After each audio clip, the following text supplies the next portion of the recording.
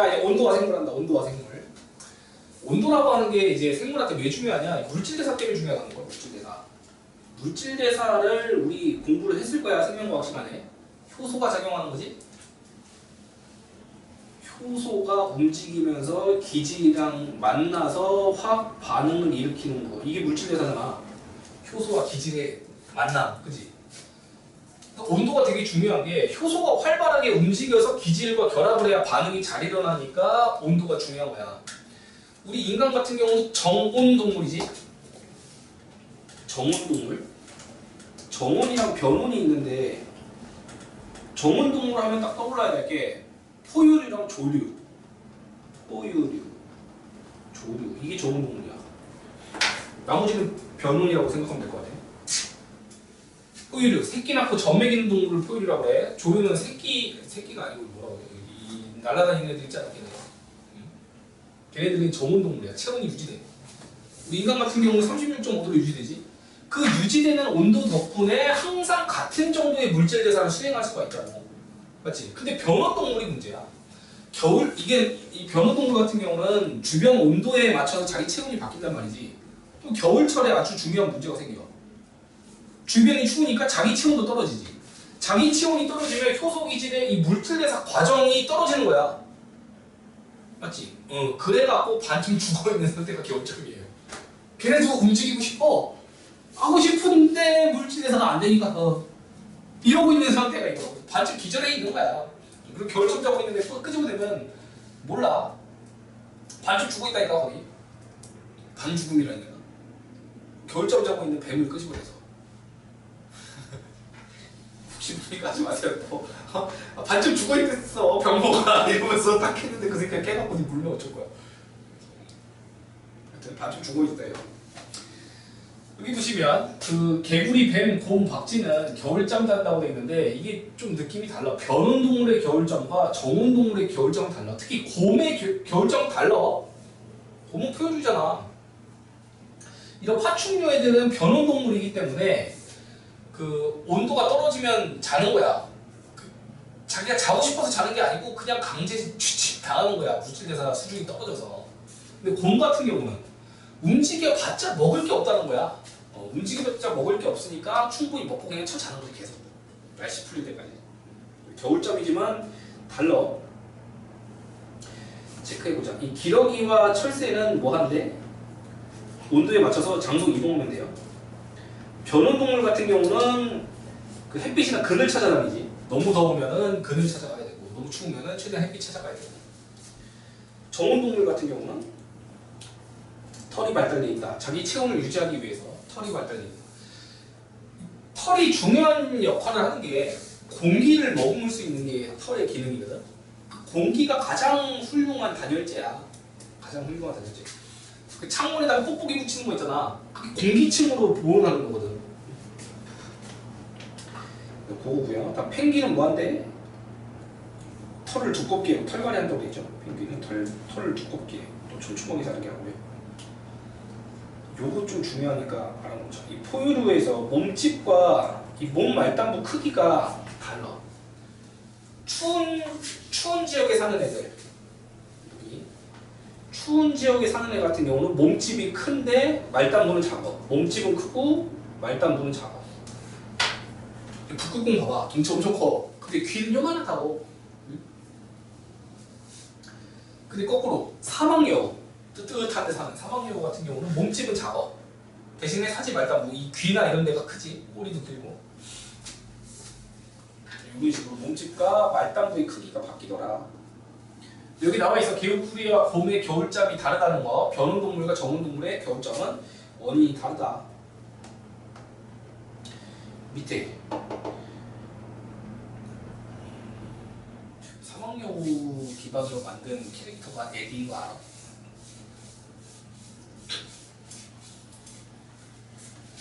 풍경은 멋있어. 뭔데요? 별이야. 사막여우 귀여워. 밑에 식물의 적응 보세요. 방금 동물의 적응 본 거고, 식물의 적응 같은 경우는 이 잎에 털이 나 있다는 얘기 나오지. 기온이 매우 낮은 툰드라 지역에 사는 애는 잎에 털이 나 있다. 털의 기능은 아까도 얘기했어. 공기층을 머금는데 그 공기층이 아주 좋은 단열재라고 했지. 두 번째, 그냥 낙엽으로 털어버리면 돼. 이 정리해고하는 거지. 정리해고. 유지해봤자 효율이 없는 거야. 에너지를 계속 줘야 유지가 되잖아. 포도당을 계속 공급을 해준데 얘가 광합성은 별로 못해. 포도당은 50씩 쳐먹는데 광합성 해갖고 5 또는 7 이렇게 광합성해. 그럼 어떻게 하는 거야? 바로 정리해고 들어가는 거야. 그게 단풍이라고. 낙엽 없어. 됐고요. 요거 이제 반작용에 대한 얘네. 지금까지 다 작용이지. 환경이 생물에 영향 주는 거 봤는데 지금 반작용이 났어요. 체크하자고요. 반작용. 여기 이제 반작용에 대한 얘야. 첫 번째 뭐 소가 트름하면은 그 메테인 가스가 나오는데 그게 강력한 온실기체야. 지구 온난화에 영향을 준다. 두 번째, 숲이 만든 그늘, 그 다음에 또 증산작용 이런 거에 의해서 주변의 온도를 떨궈주는 역할을 한다는 거야. 다 작용인데 얘만 반작용이야. 다음 물과 생물 볼까? 최초 생물은 물에서 탄생하잖아. 물에서 탄생하기 때문에 물 부족이라는 게 없어. 근데 이제 육지로 올라오면서 물이 부족한 상황이 오고 그 부족한 물에 적응하는 형태가 지금부터 나온 거야. 첫 번째, 파충류는 비늘로 덮여 있다고 했지. 이 비늘은 구멍이 없기 때문에 물이 빠져나가는 걸 막아주는 역할을 해.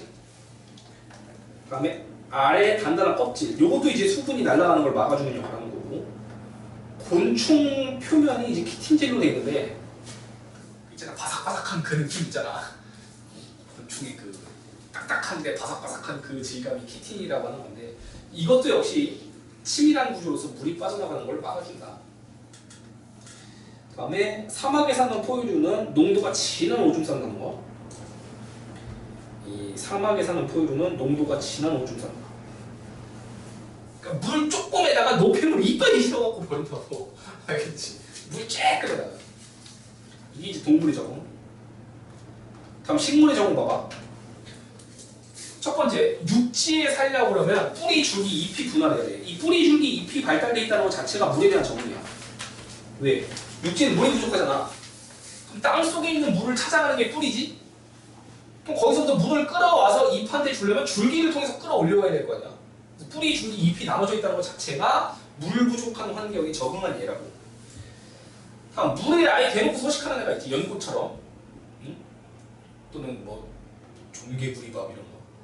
알아? 걔네들 같은 경우는 뿌리, 줄기, 잎이 필요가 없어. 뭐가 필요하냐? 통기조직. 물에 뜰 수 있게끔. 물에 뜰 수 있게끔 통기조직이 발달돼서 뭐 뿌리나 이런 게 필요가 없다. 건조한 곳에 사는 애는 뿌리 발달한 거 기본이고, 요거 잎이 가시로 변했다고 했지. 잎이 가시로 변해갖고 아까 봤던 기공이 사라지는 거예요. 그러면 기공이 사라지면은 수분이 날아가는 즉 증산작용이 사라져요. 증산작용이 사라져. 이걸 통해서 수분을 보호할 수 있다. 두 번째가 저수 조직이 발달한다. 선인장, 이 물 저장하는 조직이지. 다 계속 작용만 보고 있죠. 토양 부분에 반작용이 그렇게 많이 나와. 토양 부분에 반작용이 많이 나와. 첫 번째, 이것도 작용, 여기까지 작용.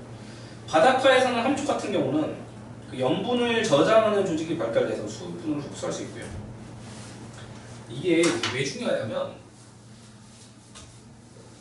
삼투라는 현상 들어봤지? 삼투는 이 소금물에다가 배추를 담가봐. 소금물에다가 배추를 담그면 얘가 이 농도가 연한 곳에서 진한 곳으로 물이 다 빠져나가잖아. 그럼 얘가 숨이 죽는다고 하지. 바삭 이렇게 얘가 이렇게 된다고. 맞아? 바닷가에 사는 함초 같은 경우 내부의 염분을 높이는 거야. 주변에 있는 바닷물보다 내부의 염분을 높여야 물이 거꾸로 들어올 거 아니야. 그 얘기하는 거야. 그래서 염분을 저장하는 조직이 발달돼 있다. 그래야지만 삼투를 통해서 거꾸로 들어올 수가 있다고. 안 그러면 일반적인 식물이었으면 배추 마냥 이렇게 된다니까. 다음 밑에 보시면 그 토양 깊이에 따라서 공기 양이 달라지니까 세균 종류가 달라진다. 그 호기성 세균이 있고 현기성 세균이 있는 거 알아? 공기를 싫어하는 균이 있고 공기를 좋아하는 균이 있어. 산소 좋아하는 균, 산소 싫어하는 균. 그러니까 토양이 얕은 곳이면 산소 좋아하는 균이 있을 거고 깊은 곳이면 산소 싫어하는 균이 있을 거고. 보톡스라고 하는 게 혹시 뭔지 아냐? 그 보툴리누스 균이 만드는 독소거든. 걔가 대표적인 현미성 세균이야.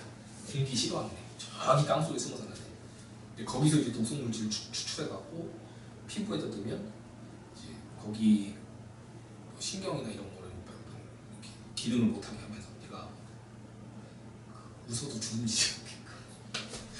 언젠가 여러분들도 맞을 날이 오겠죠. 보톡스. 나는 아직 안 맞아봐서 모르겠는데 맞을 사람 얘기해서 보니까 그렇더라고요. 여기 보시면 표면은 산소세균, 깊은 곳은 무산소세균이 살기에 적합하다. 이 얘기니까 그냥 넘어갈게요. 방금 맞다 했어. 그 현기성이냐 뭐 이런 거. 뭐 두더지야?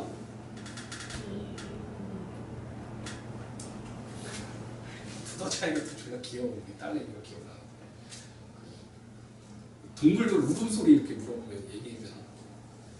강아지는 뭐 먹는 거? 고양이는 양어. 기린은 어떻게 하냐고.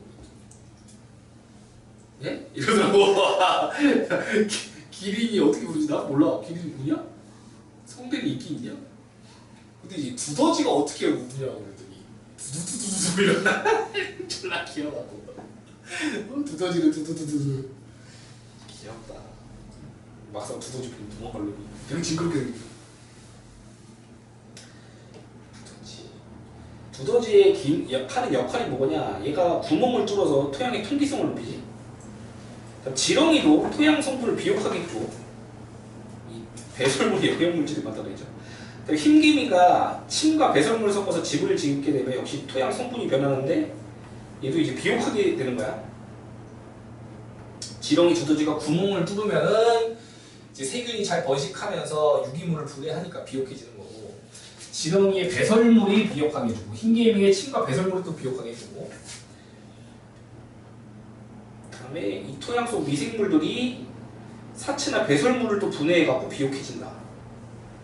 딱 느낌 와? 전부 반작용이지? 전부 반작용이에요. 이거 전부 반작용이에요. 반작용 자체가 몇 개 안 나와 지금. 딱 구별할 수 있어야 돼. 다 작용인데 얘만 반작용이지 지금. 토양을 비옥하게 해준다라고 하는 개념으로.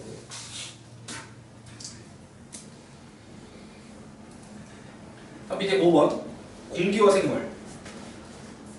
산소가 희박한 고산지대에 사는 사람들은 고산지대 사람들은 적혈구가 많아요. 그래서 산소를 효율적으로 운반할 수 있다. 그 축구 선수들 일부러 막 티벳 고원 이런 데 가서 훈련시키는 거 알아? 그런 데 가면 산소가 부족하니까 거기에 적응을 시키면 그 다시 이 한국으로 돌아왔을 때 뛰어다니는 산소통이 되는 거야. 적혈구가 풍부해져서 쉽게 지치지 않는다고 하더라고. 다음, 생물의 호흡과 광합성이 공기 조성을 바꾼다. 호흡을 하면은 이산화탄소가 많아지고, 광합성을 하면 산소가 많아지고. 다음에 이 나무들의 피톤치드 요거 가지고서 이제 공기 성분을 바꿔줄 수 있죠. 여기서 또 얘가 반작용이지. 그러니까 반작용을 다 지금 따로 체크해주겠다. 얘가 반작용이야. 잠깐만. 쏘리. 얘까지 묶어야 돼. 이게 반작용이야. 공기 조성 바꾸는 거. 반작용이 뒤에 몰려있지 지금 보니까. 다 작용인데 반작용이 뒤에 몰려있어요. 자, 이제 뒤에 있는 문제 다 풀어보자.